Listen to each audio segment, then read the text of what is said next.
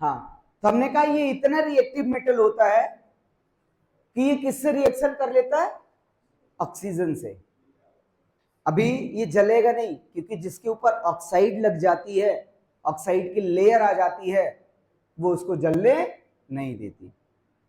तो मैग्नीशियम की ये जो ऊपरी लेयर है, ऑक्सीजन के साथ रिएक्शन करके क्या बना लेता है? मैग्नीशियम ऑक्साइड की लेयर बना लेता है।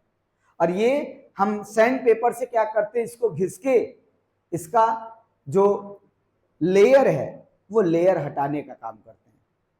और जब ये लेयर हट जाती है तो ये आसानी से जलती है। और जलने के बाद ये ऑक्साइड, ये जलने के बाद क्या करता है? ऑक्साइड बनाता है अपना। जलने पर भी ऑक्साइड बनाता है, क्योंकि रिएक्शन करना शुरू कर देता है। अब ये एक्सोथर्मिक होगा या एंडोथर्मिक?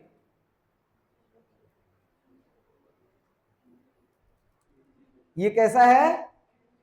ये एक्सोथर्मिक एंडोथर्मिक? नो, इसको मत देखो, मैं इसको जला रहा हूं। इसको देखो, ये जलने के बाद मुझे हीट दे रही है। तो ये क्या है? ये एक्सोथर्मिक है। और ये जलने के बाद जो राख आ रही है, ये क्या है आपकी? ये मैग्नीशियम ऑक्साइड है।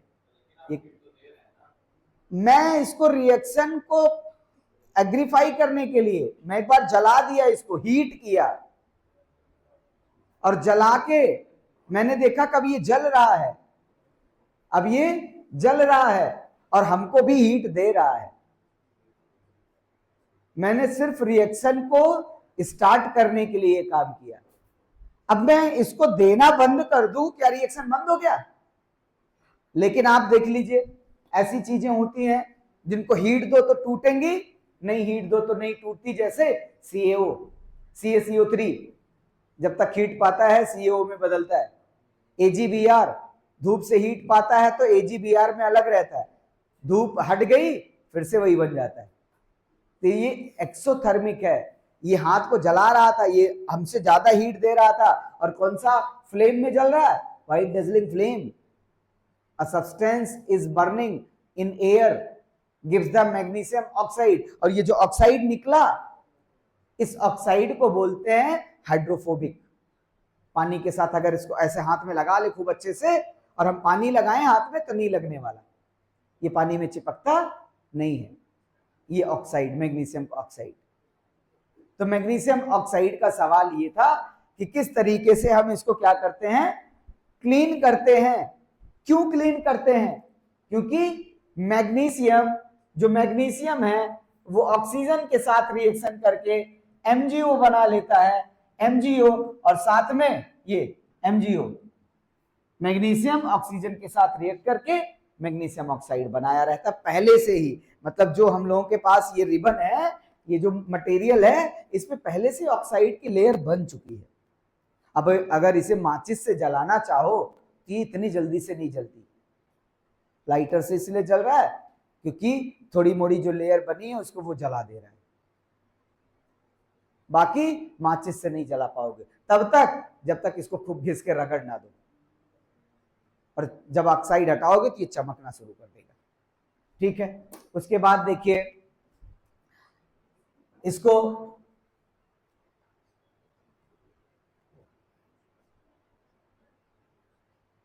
मक्खी बैठी क्या कहीं? हाँ ठीक, लिखिए लिखिए आंसर लिखिए। Magnesium ribbon is clean, magnesium ribbon is clean, is clean before burning to remove, before burning to remove layer of magnesium oxide, layer of magnesium oxide that forms on its surface due to reduction with air, reaction with air. Air में oxygen होता है, air के oxygen से reaction करके एक oxide का layer वो बना रखता है, और हम लोग उसको साफ कर देते हैं फिर जलाते हैं उसको।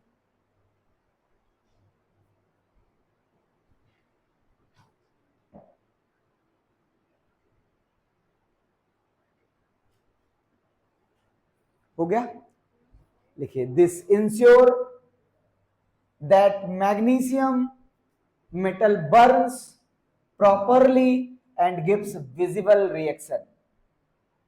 अभी देखा, मैग्नीशियम को जलाया तो वो राख क्या हो गया, मैग्नीशियम ऑक्साइड। ये मैग्नीशियम ऑक्सीजन के प्रेजेंट में जला और मैग्नीशियम ऑक्साइड दे दिया। ये क्या था आपका, सॉलिड स्टेट था, ये गैस था, और ये क्या था आपका, ये आपका सॉलिड बन जाएगा। ध्यान रखना, स्टेट को भी ध्यान रखेंगे। बैलेंस कर लेते हैं, 2 MgO इधर 2 mg। इंडेक्स क्वेश्चन आज कंप्लीट कर लेते हैं। बिटिया तुम कैसे करोगी, निकल जाओ, क्या है, निकल जाओ निकल जाओ। अरे कोई बात नहीं है, देख लेना, वीडियो देख लेना, हो जाएगा। जो नहीं समझ में आएगा वो बता देंगे ऐसे क्लास में। हाँ अभी शुरू तो करेंगे, रिवीजन करेंगे, तो हो सकता है इसका भी तो नंबर आएगा। ठीक है,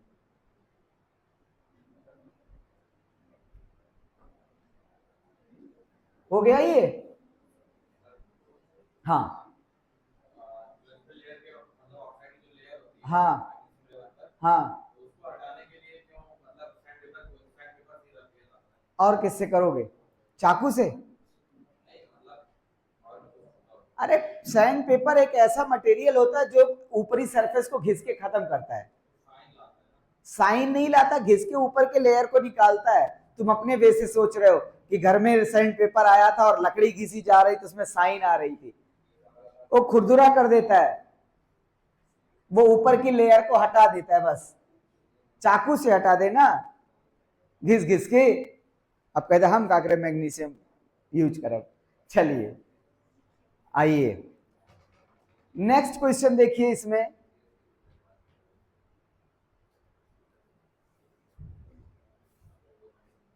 ये काम क्यों नहीं कर रहा? हाँ सेकंड क्वेश्चन देखिए, ये एक मोस्ट इंपॉर्टेंट क्वेश्चन है, इसको डालिए इंडेक्स क्वेश्चन में। इसको किसके लिए इंपॉर्टेंट समझेंगे, ये बोर्ड से लेकर आपके पीरियोडिक टेस्ट तक इंपॉर्टेंट है। What is the white washing, ये कहने के लिए एनसीईआरटी इंडेक्स क्वेश्चन है। धुआं वहां तक गया क्या, धुआं गया क्या आदित्य, इजाज चलाएं?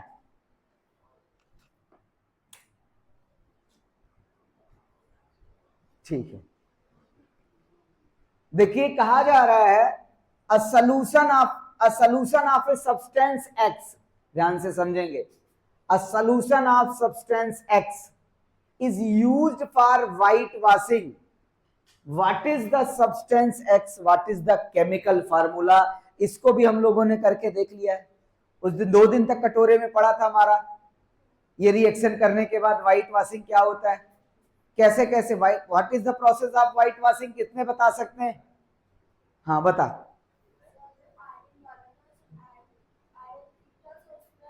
क्या क्या क्या था, आयरन? नहीं नहीं नहीं नहीं नहीं, फिर से सोच, आयरन नहीं, नहीं, फिर से सोच, फिर से सोच। 2 दिन तक मेरे उस वाले कटोरे में पड़ा था, व्हाइट वॉशिंग प्रोसेस करके मैंने रखा था। हाँ बोल दे। हाँ हाँ आप समझ रहे हो, अभी उसमें और गहराई से जाओ। हाँ हाँ CaCO3 से आओ, कैल्शियम कार्बोनेट पे मत आओ। हाँ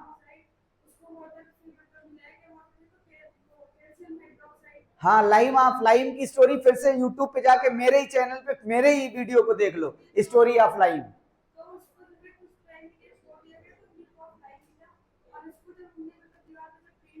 हाँ मिल्क ऑफ लाइम रिएक्शन किससे किया था?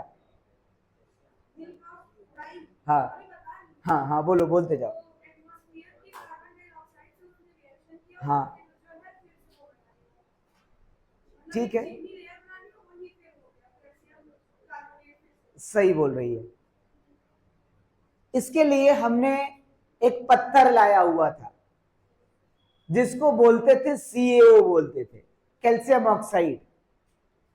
ना बैठ जा बैठ जा, कैल्शियम ऑक्साइड CaO। CaO को हमने पानी में डाल दिया था, और जब CaO को पानी में डाल दिया था तो देखो एक्सोथर्मिक रिएक्शन हुआ था कि नहीं हुआ था? हीट दे रहा था ना वो भी हमको, और क्या बना लिया था? CaOH का होल ट्वाइस बना लिया था। मतलब हमारे पास अभी भी नीचे पन्नी में पड़ा हुआ है वो CaO, और आप लोग घर ले गए थे थोड़ा छोटा टुकड़ा, पानी में डाल के देखा भी? नहीं ले गया था कोई? ठीक है, तो इसमें कहा जा रहा है व्हाइट वॉशिंग का प्रोसेस। व्हाइट वॉशिंग के प्रोसेस में, नमस्ते बेटा, नमस्ते नमस्ते नमस्ते नमस्ते नमस्ते, आपके पास आता है कैल्शियम ऑक्साइड CaO, इसमें मिला देते हैं क्या? पानी में इसको मिला देते हैं, और जब पानी में इसको मिला देते हैं तो हमारे पास एक नया सब्सटेंस मिल जाता है CaOH का whole twice. This is the combination reaction. Combination reaction में इसको पढ़ा भी था। अब ये जो CaOH का होल ट्वाइस है ये होता है एक्वस, ये बन गया CaOH का होल ट्वाइस। इसमें मैं एक्स्ट्रा पानी मिला देता हूं, इसमें एक्स्ट्रा पानी मिला के पेंट जैसा बना लेता हूं, जिसको आप चूना बोलते हो, और फिर उस चूने को क्या करते हैं? फिर उस चूने को ऐसे पेंट कर देते हैं, ऐसे पेंट कर देते हैं। अब जब आप इसको ऐसे पेंट कर देते हो चूने को, तो होता क्या है इसके साथ? तुरंत देखिए उसमें चमक नहीं आती। जब आप पेंट कर रहे होते तो ये CaOH होता है, CaOH का whole twice, calcium hydroxide. Calcium hydroxide surrounding के कार्बन डाइऑक्साइड के साथ रिएक्शन करता है। जो आपके पास यहां अवेलेबल कार्बन डाइऑक्साइड है, उस कार्बन डाइऑक्साइड के साथ रिएक्शन करके, मतलब CaOH का होल ट्वाइस रिएक्शन करेगा CO2 के साथ, और ये बना लेता है CaCO3। और CaCO3 क्या होता है? मार्बल होता है, और ये मार्बल जैसा चमकता है। तो व्हाइट वॉशिंग के प्रोसेस में क्या चीज चाहिए?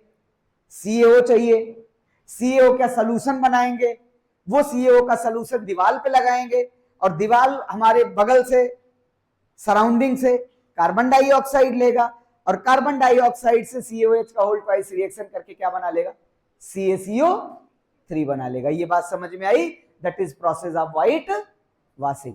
अब इस क्वेश्चन में देखिए, इस क्वेश्चन में यही कहा जा रहा है कि a solution of substance X used for white washing. कौन सा सब्सटेंस लेते हैं व्हाइट वॉशिंग के लिए? What is the substance X, what is it's chemical name? और यहां देखिए सॉल्यूशन ऑफ सब्सटेंस, जो लड़की उस दिन कह रही थी कि सर उसमें सॉल्यूशन ऑफ सब्सटेंस में यही आ रहा है, CaO ही आ रहा है, यही आएगा, वो समझ नहीं पाई। वो सॉल्यूशन CaOH को नहीं पूछा है, मुझे CaOH का होल ट्वाइस बताओ, वो पूछा है CaOH का होल ट्वाइस किस सब्सटेंस का सॉल्यूशन होता है? तो वो सॉल्यूशन होता है CaO का, जिसको बोलते क्विक लाइम, जिसको बोलते क्विक लाइम। कैल्शियम, इसका नाम CaO। When the mixed with water, it form calcium hydroxide, which is used for white washing. NCERT की एक्टिविटी में CaO से नहीं बताया गया है, CaOH से बताया गया है, इसलिए बच्चे और कंफ्यूज हो जाते हैं। तो CaOH वो आता कहां से है? जब CaO को पानी में मिलाते हैं, जब क्विक लाइम को पानी में मिलाते हैं, तभी तो मेरा CaOH का होल ट्वाइस आता है, कैल्शियम हाइड्रोक्साइड आता है। ठीक है, लिख ले। आगे चलें, आगे चलें।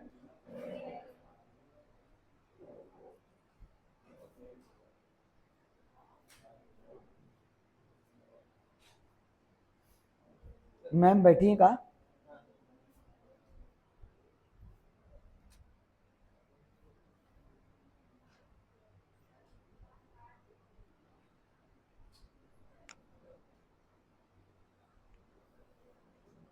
केमिस्ट्री फिजिक्स की जिम्मेदारी हम कह रहे हैं हमारी है। केमिस्ट्री फिजिक्स में एक सवाल बोर्ड में नहीं होंगे जो आप कई बार नहीं लगा लेंगे, इस चीज का ध्यान रखना।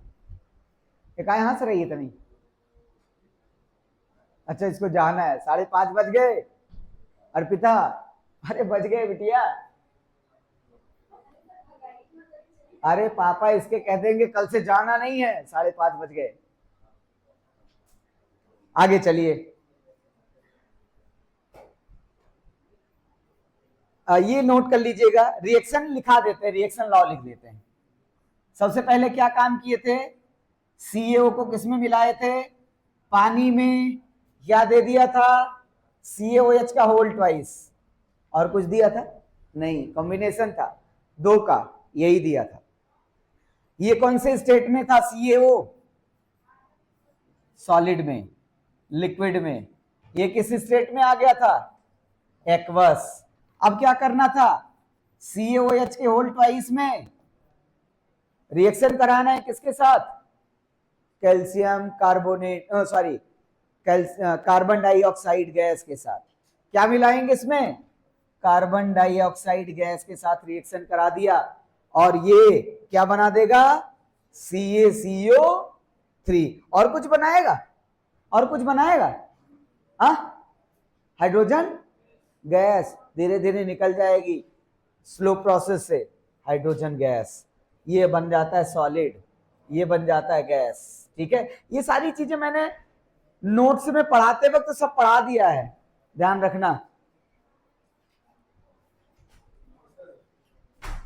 नमस्ते नमस्ते, हो गया ठीक, आगे चलें। आइए देखिए अगला सवाल। हाँ कहाँ है लड़के, लिख जल्दी लिख।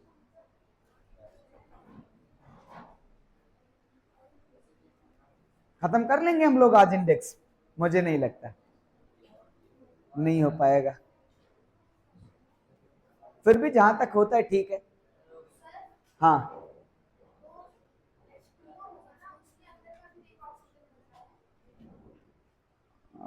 क्या बना रहा है, CO2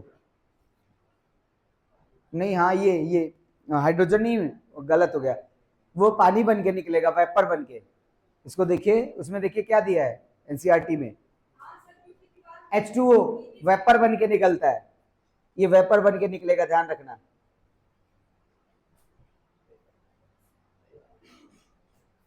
H2O, अरे इसमें जो पानी होगा, जो एक्वस होगा, वो निकलेगा ना H2O। हाँ H2O ना, हाँ ठीक है, वो गलती हो गई, हाइड्रोजन नहीं H2O। ठीक है चले, आइए। Right the balanced equation for the following chemical reaction, for the following chemical reaction. पहला देखिए, पहला है, देखो मक्खी आ गई, जाओ भाई। पहला है hydrogen react with chlorine, hydrogen gas react करेगी हमेशा। आपको पहले पार्ट में क्या बताना है, हाइड्रोजन H2 रिएक्शन किसके साथ, क्लोरीन गैस के साथ। ये दोनों गैसेस हैं, ये भी गैस है। अब ये क्या बना लेता है, जब क्लोरीन और हाइड्रोजन मिलता है तो हाइड्रोक्लोरिक एसिड बना लेता है। ये क्या बनाएगा, HCl बनाएगा। कैसा होगा, गैस होगा, हाँ गैस होगा। कंप्रेस करेंगे तो लिक्विफाई भी हो जाएगा, तो ये गैसियस स्टेट में होता है।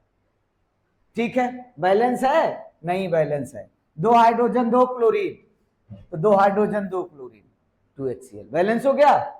चलिए अगला देखिए, अगला मस्त है, barium chloride, barium chloride plus aluminium sulphate. इतने रिएक्शन मैंने कराए हैं इन सब पे कि वही करें, सारे मैंने कराए हैं। अगर आप देखेंगे तो एक को नहीं छूटा है, आप एडिशनल कोई कंटेंट उठा लीजिए, सारे रिएक्शन करा डाले मैंने ना। अगर बेरियम क्लोराइड की बात करें तो बेरियम क्लोराइड का फार्मूला याद है, क्या होता है, BaCl2। तो बी वाले पार्ट पे आइए, BaCl2 रिएक्शन किसके साथ करेगा? Aluminium sulphate, aluminium sulphate Al2SO4 का होल ट्वाइस होल थ्राइस क्या बनेगा? Whole thrice. इसको तो 9th में ही पढ़े थे। रिएक्शन कर लिया, बना रहा है बेरियम सल्फेट। नमस्ते, बड़े दिन बाद दर्शन हुए। BaSO4 क्या बनाया? BaSO4 और साथ में क्या देगा? साथ में एल्यूमिनियम क्लोराइड दे देगा। AlCl3 सब पढ़े हैं, सब पढ़े हैं, तो सब हमको अभी इसका स्टेट बताएंगे कि करके, इसीलिए तो हम इसको करा रहे हैं कि एक बार रिवीजन हो जाए पूरा। उस समय इसीलिए नहीं कराते चले थे हम, हमें पता था एक बार थ्योरी पढ़ा देंगे तैयार हो जाएगा। पन्ना पलट रहे हैं, पढ़े जरूर हैं, देखो पढ़े हैं, पन्ना पलट रहे हैं साहेब। आशीष जी खड़े होइए, आशीष खड़े होइए, खड़े होइए, खड़े होइए। बेरियम क्लोराइड क्या है? बेरियम क्लोराइड क्या है? एक्वस है। और एल्युमिनियम सल्फेट क्या है? हाँ, एल्यूमिनियम सल्फेट क्या है? बोलो बोलो बोलो, जल्दी बताओ। टूटा है, दांत वांत टूट जाएगी, कौशलेंद्र सर कहेंगे हमारी बिटिया को मार डाले, इसको ले जा। बड़ा नालायक है, उसको बैठने को नहीं दे, पहले स्टूल दे।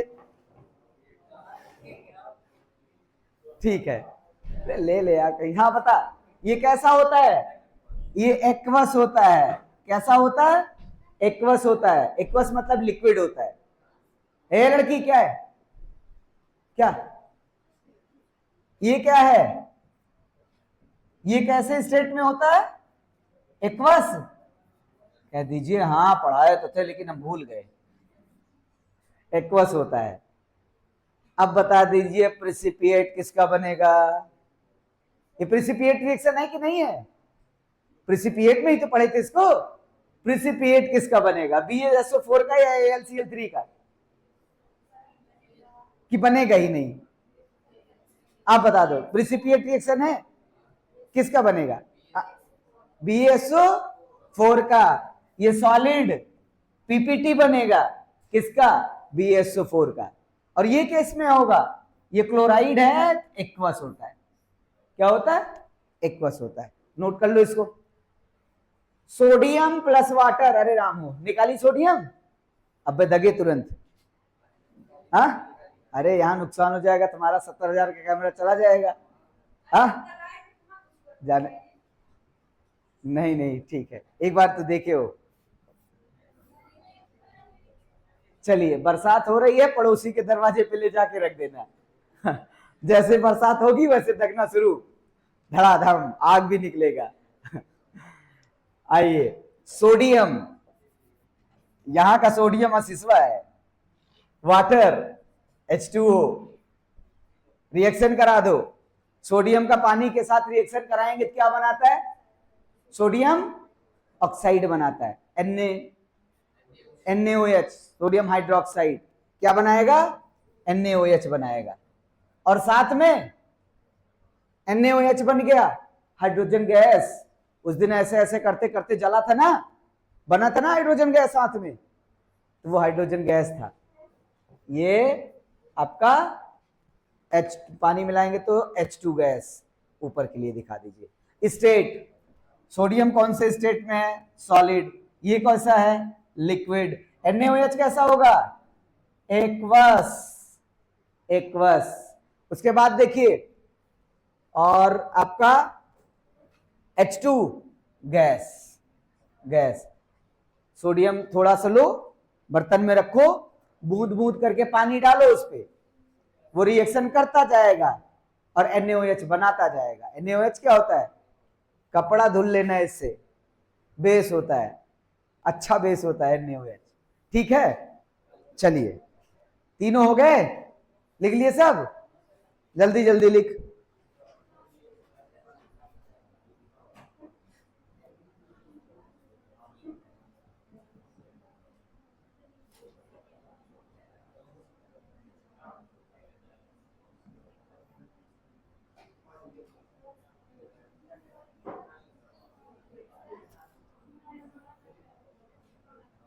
बिटिया बोला कहाँ का लिखे है ये? हिया एल लिखे, एल फॉर लिक्विड। पानी लिक्विडेट होते ना, हाँ, एल फॉर लिक्विड। चलिए, केमिस्ट्री जैसी सरल सब्जेक्ट में काहे डरना भाई? डरना है तो किसी और से डरो, इससे काहे डर रहे हो?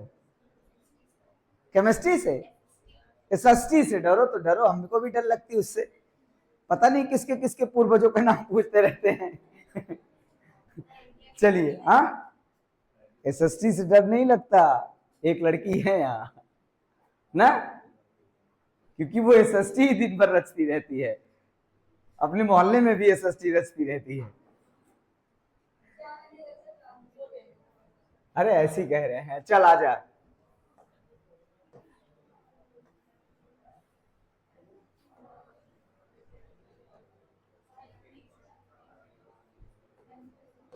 देखो सारे रिएक्शन नोट्स में करा दिए गए हैं, किसी को घबराने की जरूरत नहीं है, सारे रिएक्शन किए आप। अगर आप चाहते तो इंडेक्स क्वेश्चन एक्सरसाइज खुद कर लेते, कर सकते थे, क्योंकि सभी मैंने कराए नोट्स में, को नहीं छोड़ा है। लेकिन चलो रिवीजन हो जा रहा है इसी बहाने। Right a balanced chemical equation with a state symbol for the following reaction. State भी बताना है, सिंबल भी बताना है। पहले पकड़ लो किसका बताना है। पहला है, ए पार्ट है solution, solution of barium chloride. Barium chloride अभी तो हुआ शायद, ये नहीं, वो दूसरा था। सॉल्यूशन कह दिया तो समझ लो एक्वस लेना है। बेरियम क्लोराइड, बेरियम क्लोराइड का फार्मूला BaCl की BaCl2, BaCl2 क्या लेंगे, BaCl2 एक्वस। सॉल्यूशन है तो लिक्विड भी ले लेना, लेकिन एक्वस होता है। जैसे अभी कॉपर सल्फेट वाला वो डिब्बा निकाले थे, देखो लिक्विड होता है कि नहीं ना, तो वही होता है ये। उसके बाद देखिए रिएक्शन किससे कर रहा है, सोडियम सल्फेट। ध्यान रखना जो सोडियम सल्फेट है वो भी सॉल्यूशन है। दो टेस्ट ट्यूब लिए और दोनों टेस्ट ट्यूब में सॉल्यूशन डाल दिया। एक सॉल्यूशन हमने BaCl2 का और दूसरा आपका सोडियम सल्फेट का। सोडियम सल्फेट का Na2SO4 कैसा, एक्वस Na2SO4। अब जब दोनों को एक में किया तो ये दोनों लिक्विड थे, और दो लिक्विड हमेशा रिएक्शन करके पीपीटी फॉर्म कर देते हैं, सॉलिड फॉर्म कर देते हैं। पीपीटी किसका बनेगा, ये जिससे पूछेंगे वो बताएगा। फॉर्म क्या कर रहा है, ये फॉर्म कर लेगा। अब देखो इसमें रिएक्टिविटी सीरीज को भी अप्लाई करते चलो। Ba बड़ा की सोडियम, सोडियम भगेगा क्लोरीन के साथ, बनाएगा क्या, मम्मी वाला नमक जो खाने में देती हैं, NaCl। क्या बना लेगा, NaCl। बिटिया 2 डिब्बा देंगे तुमको और घर पे ले जाके नमक बनाना, मम्मी से बोलना यही सब्जी में डालेंगे, NaCl। और साथ में Na के साथ Cl चला गया, BaSO4। अर्पिता अब तुम बता दो कौन सा पीपीटी है। BaSO4 क्या होता है, सॉलिड होता है, एरो नीचे लगा दो, पीपीटी लिखने की जरूरत नहीं, पीपीटी है, समझ में आ जाएगा। पीपीटी वो होता है जो लिक्विड में नीचे सेटल डाउन हो जाता है। हमेशा लिक्विड का जो सॉलिड होता है, इसका सबसे अच्छा एग्जाम्पल नहीं, देखने में सीन करने के लिए, आज घर में जो दूध पीने के लिए शाम को मिलता है उसमें चोरी से एसिड डाल देना, वो फटके ऐसे थक्का बनाएगा, आपको लगेगा कि ऐसे ही पीपीटी भी बनता है। पानी शुद्ध ऊपर, नीचे दूध ना, ठीक है, चले आगे। हाँ, एक और लिख देते तब छापो। Write chemical equation for the reaction of zinc with dilute sulphuric acid. Zinc, zinc के साथ, zinc with dilute sulphuric acid. Dilute sulphuric acid का मतलब उसमें पानी मिला हुआ है, और उसको हम लोग किससे लिखेंगे, डाइल्यूट को एक्वस H2SO4, तो यहां लिख लेंगे H2SO4 कैसा होगा, एक्वस। ये कैसा होता है, सॉलिड। अब बताइए जिंक कहां है, जिंक की दुनिया कहां है, हाइड्रोजन के ऊपर कि हाइड्रोजन के नीचे? हाइड्रोजन के, मतलब हाइड्रोजन कम ताकतवर है, जिंक ज्यादा ताकतवर है। तो जिंक क्या करेगा? हाइड्रोजन को रिप्लेस कर देगा। बना क्या लेगा ये? ZnSO4। साथ में किसको हटाएगा बाहर? Hydrogen gas, H2 gas. Zinc granules लाइए और ये रिएक्शन कल करते हैं। H2SO4 है मेरे पास, ग्रेन्यूल्स नहीं ला पा रहे हो। अच्छा चलो, मैग्नीशियम भी, मैग्नीशियम हाइड्रोजन के ऊपर है कि नीचे? हाँ ऊपर है, तो MgSO4 को भी बना सकते हैं। Mg भी मेरे पास है, H2SO4 भी मेरे पास है। तो रोज हम बैठ के यही बनाते रहते हैं कुछ ना कुछ। आज भी एक सोल्यूशन बनाया गया था क्लास 9th में ना, बताई थी। वो 12 में हाइड्रोजन गैस कलेक्ट कर लिए थे। आइए, Zn ये हो गया जिंक, ZnSO4 H2, ये कौन सा स्टेट है? गैस। अच्छा बताओ ZnSO4 कैसा होगा? एक्वस होगा, ध्यान रखना, एक्वस होगा। कैसा? एक्वस होगा। ये दोनों रिएक्शन लिख डालो। 15 मिनट 4 क्वेश्चन निपटाओ ना, तब मजा आएगी। सोच भाई, आज 10 तारीख होगी कि नहीं हो गई? 8 9 है ना? 20 दिन लग गए कि इस केमिस्ट्री को खत्म करने में। अब सोच लो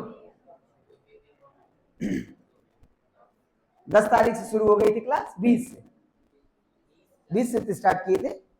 हाँ हाँ, कितनी ज्यादा छुट्टी नहीं हुई, 1-2 दिन की हुई, 3-4 दिन की छुट्टी हुई थी। अच्छा हाँ हाँ छुट्टी हुई थी। आइए, अरे लड़के लिखाए हैं हम इसको, समझते चलो। सारा नोट्स में है, एक को क्वेश्चन नहीं बचा है। पलना पलटो तो, पढ़ो तो उसको पहले। इसको देखो, why's amount of gas collected in 1 test tube in electrolysis of water, double of amount collected in the other. बात समझ में आ रहे हैं क्या बताया जा रहा है? इलेक्ट्रोलिसिस ऑफ वाटर हम लोग किए थे, हमेशा हाइड्रोजन गैस डबल होती थी किसकी? ऑक्सीजन गैस की। क्यों? क्यों पूछा है? क्यों, यही तो पूछा है ना। क्या बताएंगे क्यों में? जल्दी बोलिए, क्यों में क्या बताएंगे? हाँ, law of conservation of mass या लॉ ऑफ कांस्टेंट प्रोपोर्शन पर हाइड्रोजन मॉलिक्यूल्स।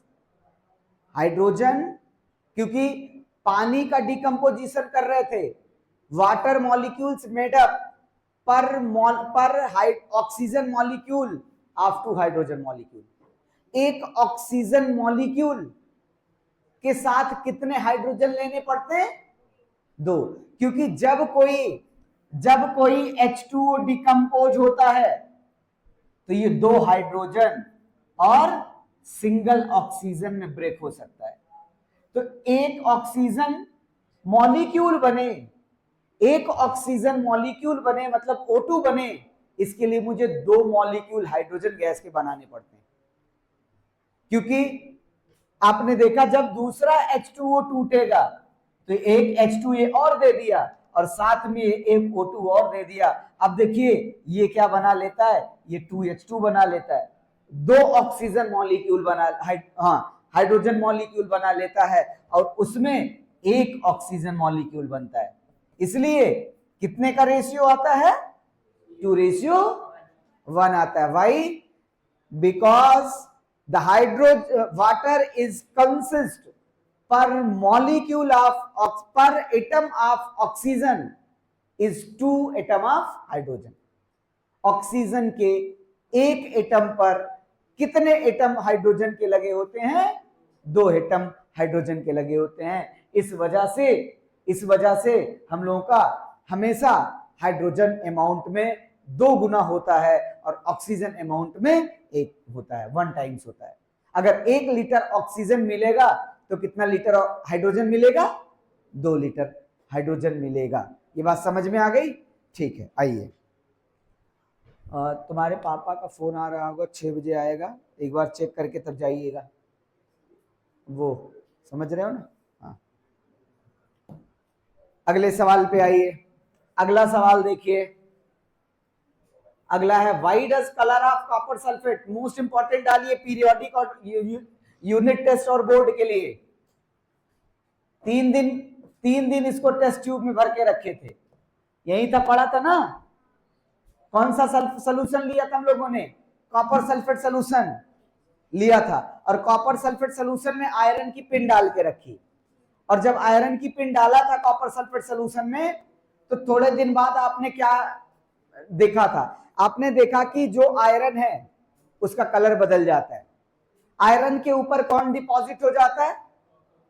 कॉपर डिपॉजिट हो जाता है। और जो कॉपर सल्फेट होता है उसका कलर कैसा हो जाता है? रेडिश ब्राउन हो जाता है। और जो ब्लू कलर का कॉपर सल्फेट था वो अपना कलर बदल दिया। कौन से कलर में बदला? रेडिश ब्राउन में। और कॉपर कहां डिपॉजिट हो गया? कॉपर डिपॉजिट हो गया आयरन पर। ठीक है, ये हम लोगों ने देखा था। Why does the colour of copper sulphate solution. अब इसका आंसर क्या बताएं, क्यों ऐसा हुआ? देखो, कॉपर सल्फेट सोल्यूशन CuSO4 में हमने मिला दिया क्या? Fe। ये मुझको क्या दे देगा? ये मुझको देगा FeSO4। क्या दे देगा? FeSO4। और साथ में कॉपर को डिपॉजिट करा दिया, कॉपर को डिपॉजिट करा दिया। कहा जा रहा है why does the colour of copper sulphate solution change when the iron nail dipped in water. Iron nail को कॉपर सल्फेट में, इसका लीजिए ग्रीन, ग्रीनिश भी लिख देंगे ना तब भी चलेगा, ये लाइट ग्रीन कर लीजिए, लाइट ग्रीन। ठीक है, हो गया ये। आगे चलिए, अगला देखिए, लेकिन कॉपर सल्फेट का कलर यार रेडिश ब्राउन ही बनता है। रिएक्शन बनाया था एक बार, जो मैंने नोट से निकाली उसको देखो तो।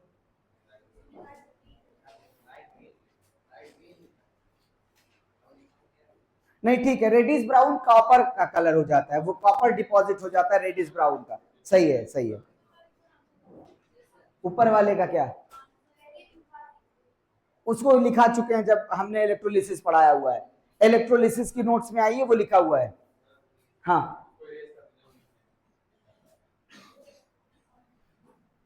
लिखिए।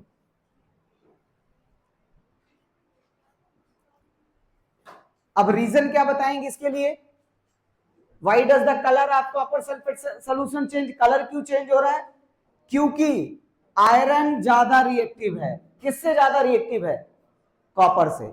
और वो कॉपर सल्फेट से जब रिएक्शन करता है तो किसको डिपॉजिट कर देता है? कॉपर को डिपॉजिट कर देता है, कॉपर को डिस्प्लेस्ड कर दे रहा है। देखिए, when iron nail dipped in the copper sulphate solution a displacement reaction occurs. और रिएक्शन यहां आप दिखा दीजिए, CuSO4 प्लस Fe, ये बनाएगा आपका FeSO4 प्लस Cu। इसका कलर ब्लू होता है, इसका कलर लाइट ग्रीन हो जाएगा, और इसका कलर कॉपर का रेडिश ब्राउन हो जाएगा। ठीक, ये आपका ब्लू कलर का है, ये लाइट ग्रीन, और ये रेडिश ब्राउन, रेडिश ब्राउन।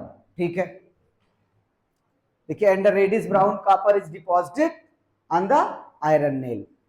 कभी कभी पूछा जाता है, जैसे हमने उस समय भी बताया था, जब नेल ऐसे डूबेगी तो ज्यादातर लोगों को लगता है कॉपर नीचे डिपॉजिट होगा। नहीं, कॉपर किस पे डिपॉजिट होगा?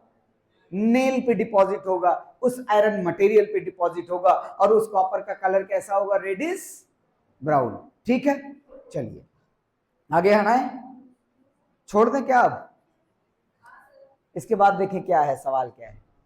छोड़ दे रहे हैं, कल करते हैं, और क्या क्लास में करेंगे।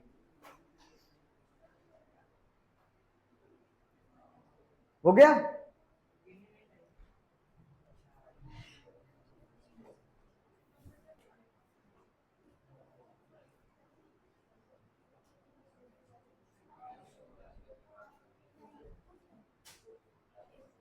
आइए अब इसको देखते हैं। कहा जा रहा है give an example of double displacement reaction, कोई भी एक एग्जांपल जो डबल डिस्प्लेसमेंट का हो। और हम लोगों ने 10 एग्जांपल लिख लिए हैं। जितने भी प्रिसिपिएट रिएक्शन होते हैं वो सभी क्या होते हैं, डबल डिस्प्लेसमेंट रिएक्शन होते हैं। मान लीजिए आपके पास है BaSO4, बेरियम सल्फेट। अब ये रिएक्शन कर ले NaCl से। रुक जाओ एक मिनट।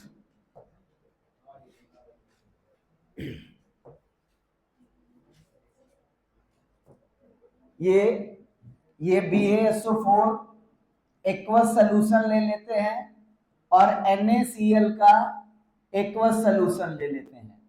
अब देखिए कौन मोर रिएक्टिव है, बेरियम या सोडियम? तो सोडियम मोर रिएक्टिव है, ऊपर से दूसरे नंबर पे आता है। तो सोडियम किसके साथ जाएगा, मतलब सोडियम अपना आयन एक्सचेंज करेगा सल्फेट के साथ, तो ये बनाएगा Na2SO4 और साथ में बेरियम का क्लोराइड बन जाएगा BaCl2। अब पूछा जाएगा ऐसा सवाल, कभी कभी पूछ लेता है, यहां तो एग्जांपल पूछा है सिर्फ, कौन PPT है, प्रिसिपिएट कौन है, बेरियम क्लोराइड या Na2SO4? Na2SO4 आपका क्या है, PPT है। कौन से कलर का PPT होता है, कराया गया है, कौन से कलर का, व्हाइट प्रिसिपिएट होता है। इसका कलर कैसा होता है, व्हाइट होता है, ठीक है। बाकी ये एक्वस होगा, ये आप बता देंगे, एक्वस होगा, ठीक। एक और एग्जांपल अपने मन से लिखना चाहे तो लिख लें, वैसे याद तो होगा नहीं आप लोगों को, याद है? एक बता दो दूसरा। हाँ ये भी हो सकता है, सिल्वर नाइट्रेट सोडियम क्लोराइड का, लिख दें? लिख लो, वो भी लिख लो। सिल्वर नाइट्रेट AgNO3 रिएक्शन कर रहा है NaCl से। अब देखिए मोर रिएक्टिव इस सोडियम नाइट्रेट बना लेता है NaNO3 या और कुछ, हाँ, प्लस NaCl, नहीं AgCl। कौन PPT है इसमें, AgCl, ठीक है। आगे चले, आइए अगले सवाल पे आइए। ये इन टेक्स्ट क्वेश्चन चल रहे हैं जो बुक के अंदर के सवाल हैं, अभी एक्सरसाइज पे आ जाएंगे इसके बाद।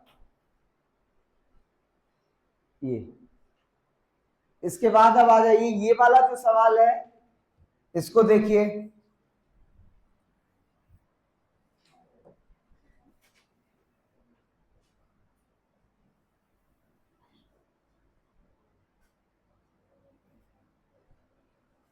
कहा जा रहा identify substance that are oxidized and substance that are reduced.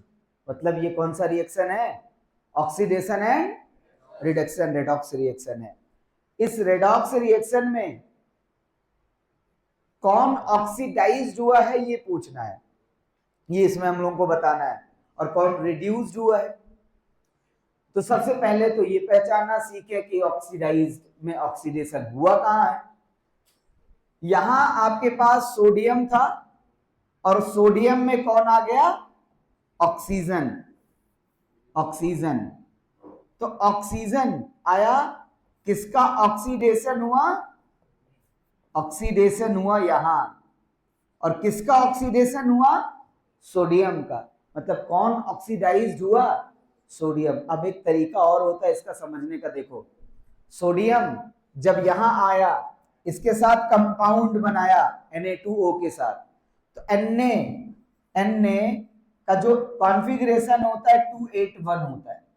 ये अपना सोडियम इलेक्ट्रॉन लॉस करता है, गेन करता है, लॉस करता है, गेन करता है, लॉस करता है।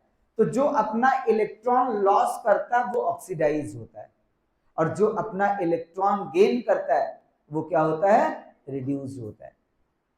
तो ऑक्सीडाइज्ड कौन हुआ, सोडियम, क्योंकि सोडियम अपना इलेक्ट्रॉन क्या किया, लॉस कर दिया। तो यहाँ पे इस बेसिस पे भी अगर आप बताना चाहें तो बता सकते हैं कि कौन इलेक्ट्रॉन लॉस कर रहा है, कौन इलेक्ट्रॉन गेन कर रहा है। कितने लोगों को ये बात समझ में आई, इलेक्ट्रॉन लॉस और गेन। प्रॉब्लम है किसी को इसमें? नहीं। चलिए तो इसको लिख लेते हैं।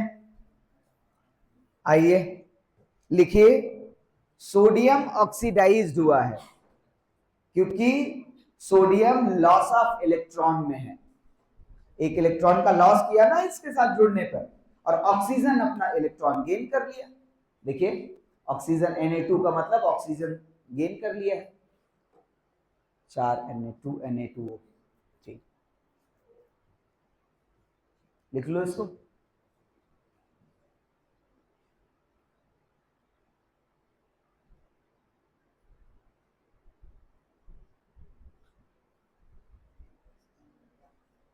एग्जाम्पलर ले लीजिए, एग्जाम्पलर को प्रैक्टिस शीट बना लीजिए साइंस का अपने लिए सब लोग।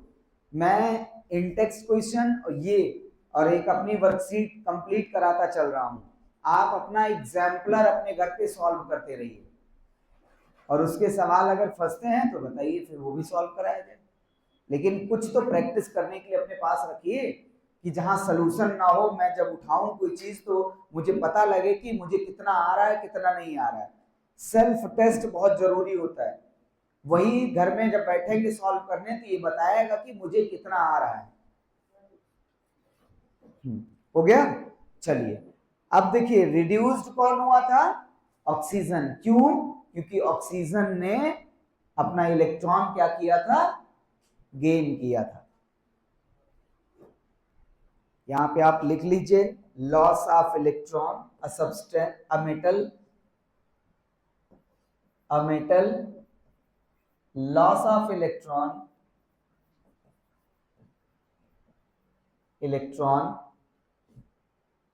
which is oxidized a metal नहीं, सब्सटेंस लिखिएगा, मेटल में तो नहीं सही सेंटेंस बनेगा। अ सब्सटेंस, यहाँ पे a substance gain of electron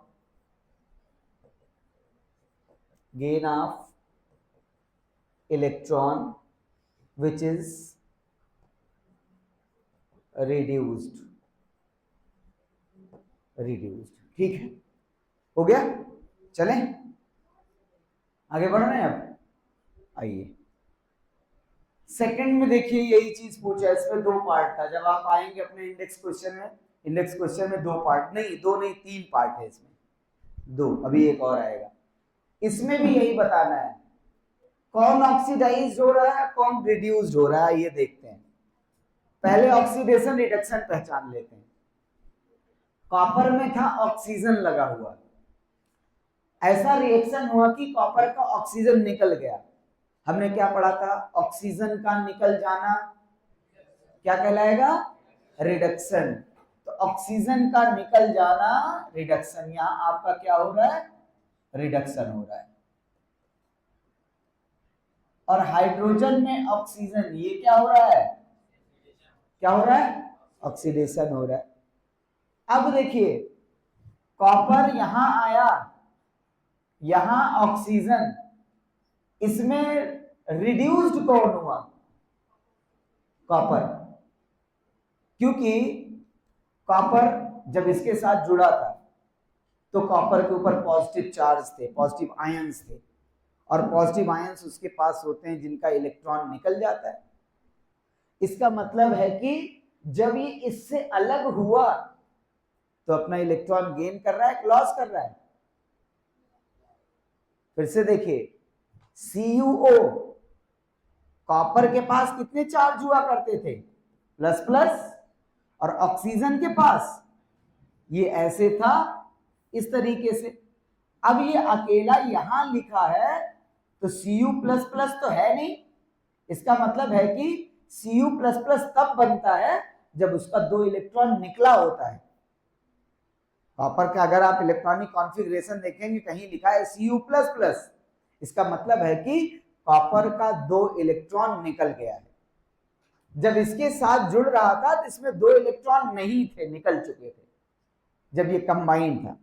जब ये हटा तो Cu हो गया, इसका मतलब इसमें 2 इलेक्ट्रॉन आ गए हैं। इसने इलेक्ट्रॉन का क्या किया है, गेन या लॉस, गेन किया हुआ है। तो गेन ऑफ इलेक्ट्रॉन क्या होता है, अभी पीछे देखा दो, रिडक्शन, मतलब रिड्यूस्ड कौन हुआ, रिड्यूस्ड हुआ कॉपर, ठीक है। ऑक्सीडाइज्ड कौन हुआ, हाइड्रोजन, नो, हाँ, ऑक्सीडाइज्ड कौन हुआ, हाइड्रोजन। तो इसको भी लिख लेते, लिखिए ऑक्सीडाइज्ड हुआ है हाइड्रोजन और रिड्यूस्ड हुआ है कौन, ये लिख ले, oxidized hydrogen gain of hydrogen gains oxygen to form H2O, ठीक है। ये इसने यहां आयंस के गेन की बात नहीं किया है, हाइड्रोजन गेन्स ऑक्सीजन, हाइड्रोजन के पास ऑक्सीजन आ गया मतलब ऑक्सीडाइज्ड हो गया। अगला रिड्यूस्ड कौन हुआ, Cu, copper second oxide, copper losses oxygen. ये इलेक्ट्रॉन के टर्म में नहीं डिफाइन किया गया है, ये ऑक्सीजन के गेन और लॉस पे डिफाइन किया गया है। Cu देखिए अभी वही तो समझाया था, देखिए Cu आपने अभी नॉर्मल कॉपर की बात सुना, कॉपर का वैलेंसी कितना होता है, प्लस प्लस कब बनता है कॉपर का, आपको वो पता है, इलेक्ट्रॉन नंबर से टोटल एक कॉन्फ़िगरेशन 288 वाला, नहीं पता, कोई बात नहीं है, जाने दो। Cu++ पता है, किसी के ऊपर प्लस चार्ज कब आता है, जब उसका इलेक्ट्रॉन निकल चुका होता है। और इसके साथ ऑक्सीजन भी था। ये क्या करता है, इस ये जब आयंस बन चुका था तो इसका 2 इलेक्ट्रॉन निकल गया था और इसमें 2 इलेक्ट्रॉन एक्सेस थे ऑक्टेट पूरा करने के लिए, तो इसने एक्सेस इलेक्ट्रॉन को इसको दे दिया। जब ये CuO बनाया तो अपना 2 इलेक्ट्रॉन जो इसमें एक्सेस थे वो इसको दे दिया, तो इसने भी ऑक्टेट पूरा कर लिया और इसने भी ऑक्टेट पूरा कर लिया जब CuO बना। अब जब ये CuO बन गया, CuO इसी का उल्टा समझिए, ये टूट रहा है, ये ब्रेक हो रहा है, तो ये जब टूट रहा है तो Cu++ हो रहा है और ये O- माइनस हो रहा है, ये आयन का डिकम्पोजिशन मैंने दिखाया। Cu++ हो जाने का मतलब कि प्लस तो तभी होगा जब वो इलेक्ट्रॉन का क्या करेगा, इलेक्ट्रॉन का लॉस कर लेगा, इलेक्ट्रॉन निकाल दिया तभी तो प्लस हुआ। अब देखिए इस Cu++ को बनना है Cu, तो इसको क्या करना पड़ेगा, इलेक्ट्रॉन तो लेना पड़ेगा ना। अब अगर ये इलेक्ट्रॉन का गेन कर ले Cu++ तो वो Cu बन जाएगा, और यहां Cu++ के फॉर्म में था जब इससे कंबाइन हो रहा था, और यहां Cu हो गया, Cu++ हो गया, इसका मतलब है कि उसने इलेक्ट्रॉन का गेन किया कि लॉस किया, तो उसने इलेक्ट्रॉन का गेन कर लिया। और गेनिंग ऑफ इलेक्ट्रॉन क्या है, रिडक्शन, रिड्यूसिंग। तो कॉपर क्या है, कॉपर का क्या हो गया, रिडक्शन। और सेम टर्म में ऑक्सीजन का क्या हो गया, यहां पे ऑक्सीडेशन हो रहा था, ऑक्सीडाइज हो गया। ये जो इलेक्ट्रॉन का गेन लॉस है ये शायद 10th लेवल में नहीं है, इसमें आपके लेवल में सिर्फ ऑक्सीजन का लॉस, ऑक्सीजन का गेन कर जाना, ऑक्सीजन का लॉस कर जाना, हाइड्रोजन का गेन कर जाना, हाइड्रोजन का लॉस कर जाना, यही है। हंस ले पहले, हंस ले, हंस ले, अभी केमिस्ट्री समझ में आएगी अच्छे से। मुंह पोटेशियम पर मैग्नेट की तरह लाल हो जाएगा। दोनों का दोनों फिर एक जगह बैठ गए ना। अच्छा था तुम दोनों दोस्ती में झगड़ा ही लड़ाई किए थे नलायको। चलो हो गया ये। अगला देखिए